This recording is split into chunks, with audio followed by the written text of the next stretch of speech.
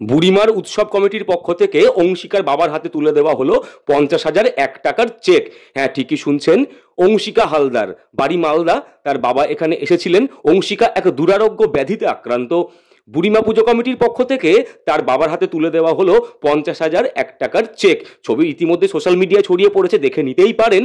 আমার একটা ফল বিতরণের ভিডিওতে যারা না জেনে মন্তব্য করেছিলেন, আমি জানি না এই ভিডিও তাদের কাছে গিয়ে পৌঁছাবে কিনা।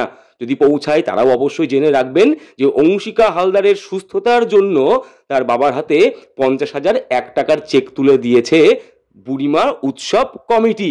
বুড়িমা উৎসব কমিটিকে আবারও ধন্যবাদ জানালাম এত সুন্দর একটা পদক্ষেপ নেওয়ার জন্য। একটা ছোট্ট শিশু, তার প্রাণ বাঁচানোর জন্য বুড়িমা উৎসব কমিটি এগিয়ে এসেছে। আমি পুজো কমিটির কেউ নই, কিন্তু পাড়ার একজন বাসিন্দা, আর জানি যে বুড়িমার পুজো কমিটি বা উৎসব কমিটি অনেক সমাজসেবামূলক কাজের সঙ্গে যুক্ত থাকে। অংশিকা সুস্থ হয়ে উঠুক এই আশাই রাখবো, আর সকলের হৃদয় জুড়ে বুড়িমা থাকুক। সবাই ভালো থেকো, সবাই সুস্থ থেকো।